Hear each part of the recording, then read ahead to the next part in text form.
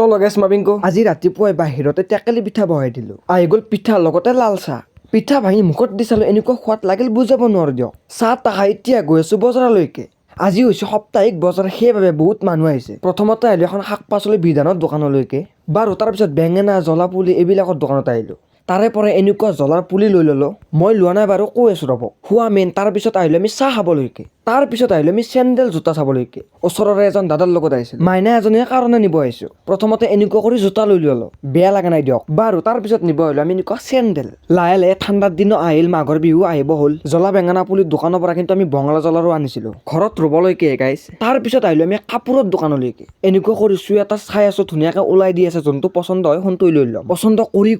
কৰি এইটোৱে লৈ ল'লোঁ দিয়ক বেয়া লগা নাই মজা কাপোৰ চাব আহিলে ইটো নে সিটো নে লাগে কিন্তু